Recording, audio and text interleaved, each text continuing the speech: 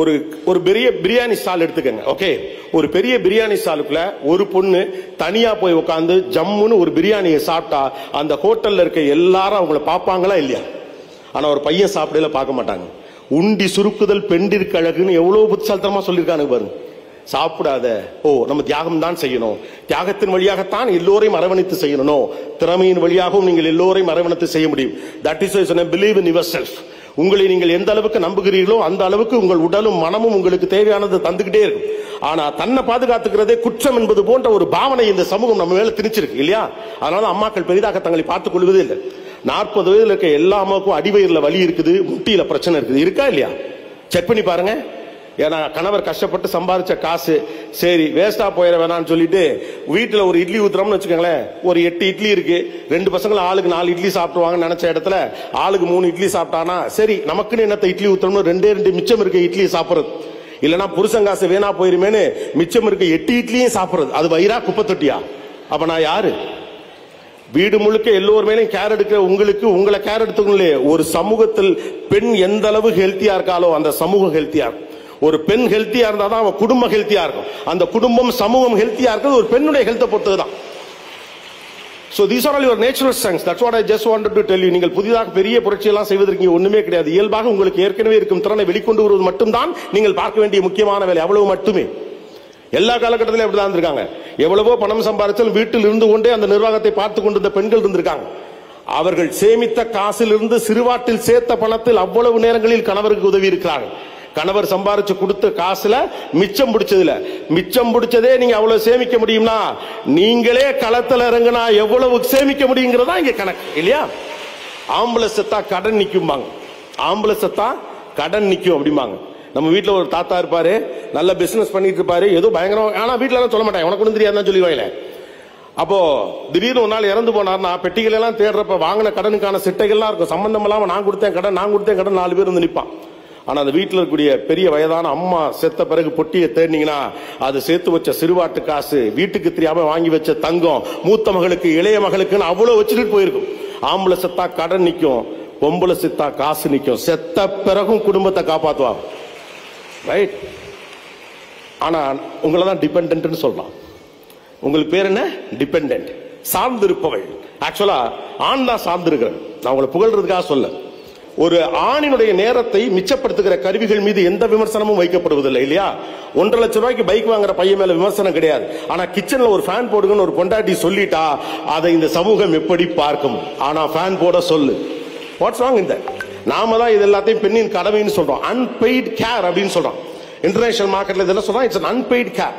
விமனுடைய unpaid care. அவர்களுக்கு எந்த விதமான சம்பளமும் கொடுக்கப்படாமல் அவர்கள் அடுத்தவர்கள் மீது எடுத்துக்கொள்ளக்கூடிய அக்கறை என்கிற வார்த்தையில் சொல்லப்படுகிறது. அப்ப முக்கியமான விஷயம் என்னன்னா, நீங்கள் உங்கள் மனச்சிறையிலிருந்து வெளியே வருவதன் வழியாகத்தான் எம்பவர் அடைய முடியும்.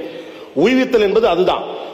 இந்த சமூகம் சில அடுக்குகளை வச்சுட்டே இருக்கு. ஒரு பெண்ணினுடைய இயல்பான வாழ்க்கை முறையில் அவளுக்கு ஏற்படக்கூடிய நெருக்கடிகள் அவளுடைய தடையாக இருக்கும் வரை ஒரு சமூகம் வளர முடியாது. இட்ஸ் a நேச்சுரல் ப்ராசஸ் இல்லையா? மாதாந்திர சிக்கல் என்பது ஒரு natural process. It's not more a taboo. It is no more a taboo, right? அது ஒன்றும் இங்கே பிரச்சனையே கிடையாது. அப்ப அந்த சமூகம் படிப்படியாக வளர்ந்து வளர்ந்து வளர்ந்து வளர்ந்து ஒரு இடத்துல வந்து நீங்க நிக்கிறோம். ஒரு சமூகம் எப்படி பெண்ணை நடத்துகிறதோ அதை பொறுத்தே அந்த தேசம் அளவிடப்படும். அந்த நாட்டினுடைய பெண்ணை அந்த சமூகம் எப்படி நடத்துகிறதோ அதை வைத்து தான் ஒரு சமூகத்தை அளவிட முடியும். ஆண்கள் இருக்குது, சமூகம் இருக்குது, அரசியல் பிரச்சனை அப்புறம் வரட்டும். முதல்ல நீங்க எப்ப வெளியில போறீங்க அப்படிங்கறதா இப்ப இருக்கக்கூடிய கேள்வி. உங்களுக்கு எதிராக முன்வைக்கப்படக்கூடிய இயல்பான வார்த்தைகள், பின்னால் இருக்கக்கூடிய அரசியலை புரிந்து கொள்ளுதல் ஒண்ணு இருக்குல்ல. வீட்டுல சும்மாதானே இருக்க எவ்வளவு பெரிய அஃபென்சிவ் டேர்ம் இது. வீட்டுல சும்மாதானே இருக்கேன்னு சொல்றப்ப ஒரு கில்ட் வருதுல. உங்களை ஒரு குற்ற உணர்ச்சியில் வைத்திருப்பதன் வழியாக மட்டும்தான் உங்களை அடக்கி ஆள முடியும் என்று நீண்ட காலமாக பரிந்துரைக்கப்பட்ட பல்வேறு சூத்திரங்கள் உங்கள் மீது தொடர்ச்சியாக அப்ளை பண்ணிட்டே இருக்கப்படுகிறது. அதிலிருந்து நீங்கள் வெளியே வருகிற போது அது பல்வேறு பெயர்கள் தருது. நீங்களே தந்துறீங்க சில நேரத்தில். இதுக்கு அடுத்து உட்கார்ந்துருக்க காலேஜ் பசங்க அம்மாக்களை எதிர்த்து இந்த சில கேள்விகளை கேட்கிற போது திமிரெடுத்த மாதிரி பேசாது. போற இடத்துல பொழைக்கணும், போற இடத்துல பொழைக்கணும். அப்ப பொழைக்கிறதுக்கு தான் போறாங்களா என்ன? ஒரு சமூகத்தினுடைய சரிபாதி மக்கள் தொகையில் இருக்கும் பெண் முழுக்க முழுக்க தன் நேரத்தை அடுக்கலையிலேயே செலவிடுவாள் என்றால் அவளிடமிருந்து இந்த தேசத்திற்கு கிடைக்க வேண்டிய எத்தனை விஷயங்கள் தடைபட்டு போகிறது. அந்த பொட்டன்ஷியாலிட்டி அதுக்கு தான் நம்ம யூஸ் பண்ண போறோமா? If you want to choose you. உங்களுடைய growth-ஐ நீங்க அடையணும் நீங்க நினைச்சீங்கன்னா நீங்க உங்களை தான் சூஸ் பண்ணணும். உங்களை சார்ந்த மனிதர்களை சூஸ் பண்ணக்கூடாது. நீங்கள் உங்களை தேர்வு செய்கிற போது அதனால் கிடைக்கக்கூடிய அந்த அட்ராக்ஷன் உங்களை தேர்வு செய்ய வேண்டும் என்று நினைக்கிற எல்லோரையும் ஒன்று சேர்க்கும். அப்படிதான் நீங்க எல்லாரும் ஒன்று சேர்ந்திருக்கீங்க இல்லையா? கோமதி என்கிற ஒரு நபர் அவ தன்னை சூஸ் பண்றாங்க. நீங்க எல்லாரும் அவங்கள சூஸ் பண்றீங்க.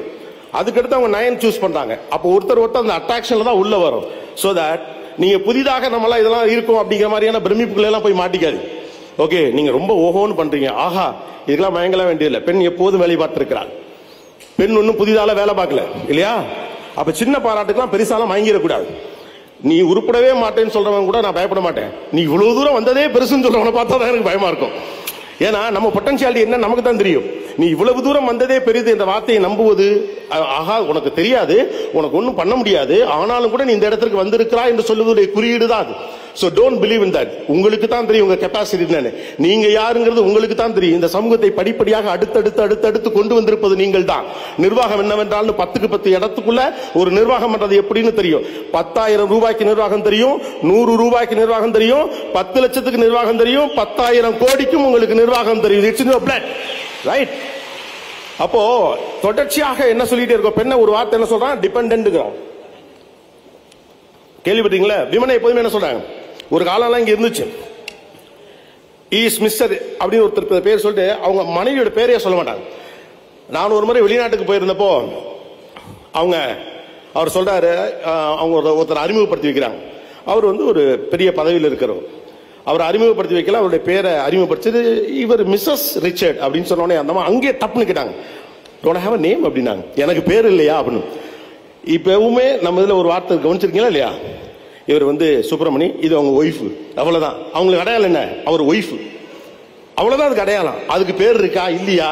ஒரு படத்துல ஏதோ சினிமா படத்துல யாரும் சொல்லுவாங்கல்ல, ஆட்டுக்கு ஒரு பேர் வச்சு கூப்பிடுறீங்க, மாட்டுக்கு ஒரு பேர் வச்சு கூப்பிடுறீங்க, என்ன ஒரு பேர் வச்சு நீங்க கூப்பிட மாட்டேங்கிறீங்க. இதுல பெருமை வேறு. அவர் என்ன பேர் சொல்லி கூட கூப்பிட மாட்டாரு. கூப்பிடல என்ன? உங்களை பற்றி உங்கள் சுய அபிப்பிராயம் என்ன என்பதுதான் இங்க முக்கியம். அந்த சுய அபிப்பிராயங்கள் இருக்குல்ல, அது மாறாத வரைக்கும் இந்த சமூகம் அதை மாற்றி தரும் என்ற நம்பிக்கையெல்லாம் நீங்க இருக்கக்கூடாது. 15 வருஷத்துக்கு முன்னால வரைக்கும் புத்தகத்துல எல்லாம் எப்படி போட்டுச்சு ஞாபகம் இருக்கா? அம்மா அப்பா குடும்பம்னு ஒரு வீடு இருந்துச்சுன்னா அப்பா பேக் எடுத்துக்கிட்டு ஆபீஸ் போற மாதிரி ஒரு போட்டோவும், அம்மா கிச்சன்ல உட்கார்ந்துருக்க போட்டோவும் போட்டிருப்பான். அதை நம்ம ஒத்துக்கிட்டோம் இல்லையா? அம்மா என்பவர் சமைப்பதற்கானவள், அப்பா என்பவர் சம்பாதிக்கிறதுக்கானவர் அப்படின்னு நம்ம இது பண்ணோம். எல்லா ஆணினுடைய வெற்றிக்கு பின்னாலும் ஒரு பெண் இருக்கிறாள், அதிலே சந்தோஷம் அடைஞ்சிட்டோம் இல்லையா? எல்லா ஆணினுடைய வெற்றிக்கு பின்னாலும் ஒரு பெண் இருக்கிறாள். அப்ப கடுமையான சாக்ரிஃபைஸ். அதனாலதான் அம்மாக்கள் சாக்ரிஃபைஸ் வழியாவே பிள்ளைகளை நம்ம எப்போதுமே திருப்திப்படுத்த பார்க்கணும். அம்மாக்கள் அடிக்கடி பிள்ளைகள்ட்ட என்ன சொல்லுவீங்க? உன்னை பெத்தெடுக்க எவ்வளவு சிரமப்பட்டேன் தெரியுமா அப்படிமோ. ஏன்னா தியாகத்தின் வழியாகவும் கருணையின் வழியாகவும் தான் அம்மா இவ்வளவு பெரிய ஆண்டர்பிரனரா இருக்காங்க. She is a business woman. அவங்க இவ்வளவு பேரை நிர்வாகம் பண்றாங்க, இவ்வளவு பெரிய லீடர்ஷிப் குவாலிட்டி இருக்கு. இதெல்லாம் எப்போது நம்முடைய வீட்டு பிள்ளைகள் அம்மாவை பற்றி பேசும். அதுக்குன்னும் தெரியாதுங்கிற வார்த்தையை அப்படியே ஏற்றுக்கொள்ளுகிற அம்மாஞ்சி பிள்ளைகளின் அம்மாக்களாகவா நீங்கள் இருக்க போகிறீர்கள்? No. Strength is your signature. Wear it happily. உங்களுடைய பலம் தான். வேரோடு பிடுங்கி நட்டாலும் வேறொரு இடத்தில் பெண் வளருவாள். ஆணுக்கு முடியாது. வேரோடு பிடுங்கி நட்டாலும் வேறொரு இடத்தில் பெண் வளருவாள்.